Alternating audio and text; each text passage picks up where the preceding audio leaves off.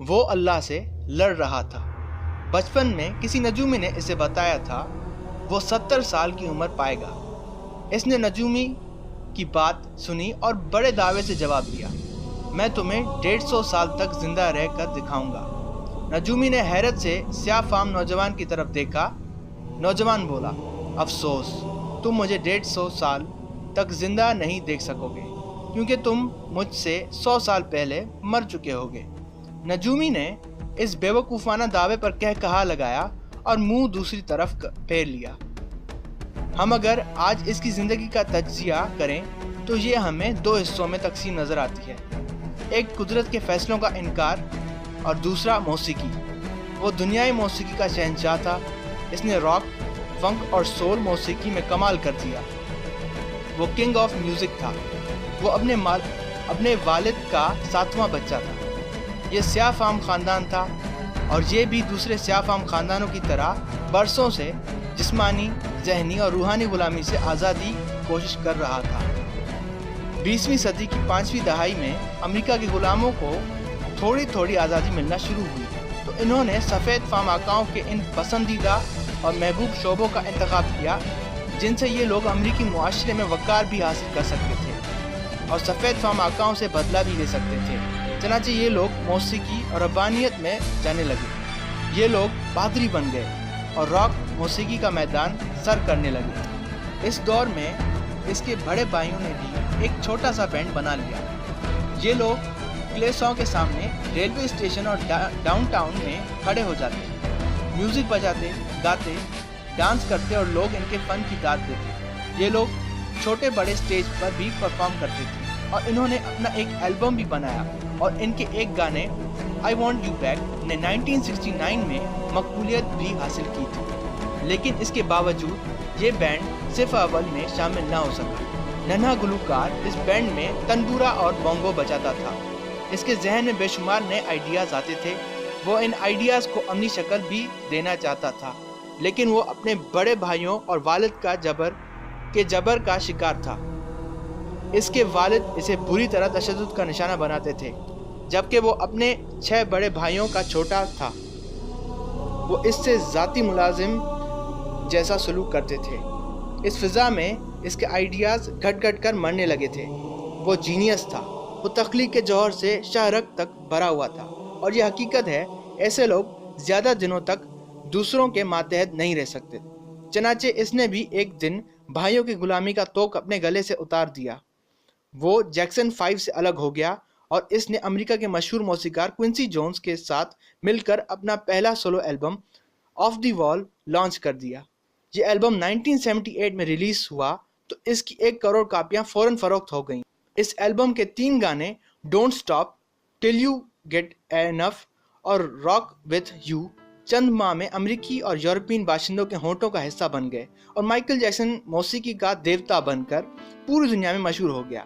یہ اس کی زندگی کی پہلی کامیابی تھی۔ یہ کامیابی اس کے لیے پرانی شراب ثابت ہوئی اور وہ شہرت، غرور اور تکبر کا شکار ہو گیا، اور یہی وہ دور تھا جب اس نے نیو یارک کے نجومی کو 150 سال تک زندہ رہنے کا چیلنج دے دیا۔ مائیکل جیکسن کو 4 چیزوں سے نفرت تھی۔ اسے اپنے سیاہ رنگ سے نفرت تھی، وہ گوروں کی طرح دکھائی دینا چاہتا تھا۔ اسے گمنامی سے نفرت تھی، وہ دنیا کا مشہور ترین شخص بننا چاہتا تھا۔ اسے اپنے ماضی سے نفرت تھی، وہ اپنے ماضی کو اپنے آپ سے خرچ کر الگ کر دینا چاہتا تھا، اور اسے عام لوگوں کی طرح 60، 70 یا 80 برس میں مر جانے سے بھی نفرت تھی۔ وہ 150 سال تک زندہ رہنا چاہتا تھا۔ وہ ایک ایسا گلوکار بننا چاہتا تھا جو 150 سال کی عمر میں لاکھوں لوگوں کے سامنے ڈانس کرے، اپنا آخری گانا گائے، 25 سال کی گرل فرینڈ کے ماتھے پر بوسہ دے اور لاکھوں کروڑوں مداحین کی موجودگی میں دنیا سے رخصت ہو جائے۔ مائیکل جیکسن کی آنے والی زندگی ان 4 نفرتوں اور ان 4 خواہشوں کی تکمیل میں بسر ہوئی۔ اس نے 1982 میں اپنا دوسرا البم تھرلر لانچ کیا۔ یہ دنیا میں سب سے زیادہ بکنے والا البم تھا۔ 1 ماہ میں اس کے 6.5 کروڑ کاپیاں فروخت ہوئی تھی اور یہ Guinness book of world record کا حصہ بن گیا تھا۔ تھرلر کے 9 میں 7 گانوں نے میوزک چارٹ میں جگہ بنا لی تھی۔ مائیکل جیکسن اب دنیا کا مشہور گلوکار تھا۔ اس نے گمنامی کو شکست دے دی تھی۔ اس نے اس خواہش کی تکمیل کے بعد اپنی سیاہ جلد کو شکست دینے کا فیصلہ کیا۔ اس نے پلاسٹک سرجری اور سکن بلیچنگ شروع کرا دی۔ وہ پلاسٹک سرجری کے درجنوں مراحل سے گزرا، لیکن اس نے صرف 2 کا اعتراف کیا۔ اس نے پانی کی طرح پیسہ بہایا۔ اس نے امریکہ اور یورپ کے 55 چوٹی کے پلاسٹک سرجنز کی خدمات حاصل کی، یہاں تک کہ 1987 تک مائیکل جیکسن کی ساری شکل و صورت، جلد و نقوش اور حرکات و سکنات بدل گئے۔ سیاہ فام مائیکل جیکسن کی جگہ گورا، چٹا اور نسوانی نقوش کا مالک ایک خوبصورت مائیکل جیکسن دنیا کے سامنے آ گیا۔ اس نے 1987 میں بیڈ کے نام سے اپنی تیسری البم جاری کی۔ یہ گورے مائیکل جیکسن کی پہلی البم تھی۔ البم بھی کامیاب ہوئی اور اس کی 3 کروڑ کاپیاں فروخت۔ اس البم کے بعد اس نے اپنا پہلا سولو ٹور شروع کیا۔ وہ ملکوں شہر گیا، موسیقی کے شو کیے اور ان شوز سے کروڑوں ڈالر کمائے۔ یوں اس نے اپنے سیاہ رنگت کو بھی شکست دے دی۔ اس کے بعد ماضی کی باری آئی۔ مائیکل جیکسن نے اپنے ماضی سے بھاگنا شروع کر دیا۔ اس نے اپنے خاندان سے قطع تعلق کر لیا اور اس نے اپنے ایڈریسز تبدیل کر لیے۔ اس نے کرائے پر گورے ماں باپ بھی حاصل کر لیے اور اس نے اپنے تمام پرانے دوستوں سے بھی جان چھڑا لی۔ ان تمام اقدامات کے دوران جہاں وہ اکیلا ہوتا چلا گیا، وہاں وہ مصنوعی زندگی کی کتاب بھی پھنس گیا۔ اس نے خود کو مشہور کرنے کے لیے ایلوس پریسلی کی بیٹی لیزا میری پریسلی سے شادی بھی کر لی۔ اس نے یورپ میں اپنے بڑے بڑے مجسمے بھی لگوا دیے اور اس نے مصنوعی طریقے تولید کے ذریعے ایک نرس ڈیبی رو سے اپنا پہلا بیٹا پرنس مائیکل بھی پیدا کرا لیا۔ ڈیبی رو کے وطن سے اس کی بیٹی پیرس مائیکل بھی پیدا ہوئی۔ اس کی یہ کوشش بھی کامیاب ہو گئی۔ اس نے بڑی حد تک اپنے ماضی سے بھی جان چھڑا لی، لہٰذا اب اس کی آخری نفرت یا خواہش کی باری تھی۔ وہ 150 سال تک زندہ رہنا چاہتا تھا۔ مائیکل جیکسن طویل عمر پانے کے لیے دلچسپ حرکتیں کرتا تھا۔ مثلاً وہ رات کو آکسیجن ٹینٹ میں سوتا تھا۔ وہ جراثیم، وائرس اور بیماریوں کے اثرات سے بچنے کے لیے دستانے پہن کر لوگوں سے ہاتھ ملا۔ وہ لوگوں میں جانے سے پہلے منہ پر ماسک چڑھا لیتا تھا۔ وہ مخصوص خوراک کھاتا تھا اور اس نے مستقل طور پر 12 ڈاکٹر ملازم رکھے ہوئے تھے۔ یہ ڈاکٹر روزانہ اس کے جسم کے ایک حصے کا معائنہ کرتے تھے۔ اس کی خوراک کا روزانہ لیبارٹری ٹیسٹ بھی ہوتا تھا اور اس کا سٹاف اسے روزانہ ورزش بھی کراتا تھا۔ اس نے اپنے لیے فالتو پھیپھڑوں، گردوں، آنکھوں، دل اور جگر کا بندوبست بھی کر رکھا تھا۔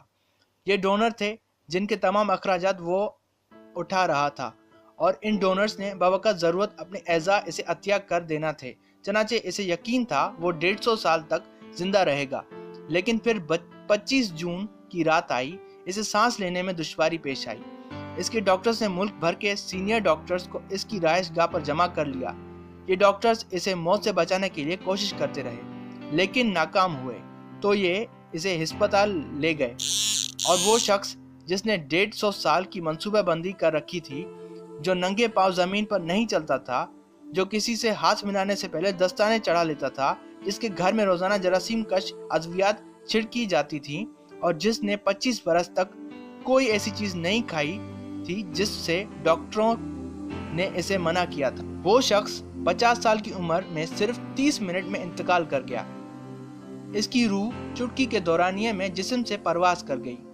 مائیکل جیکسن کے انتقال کی خبر گوگل پر 10 منٹ میں 8 لاکھ لوگوں نے پڑھی۔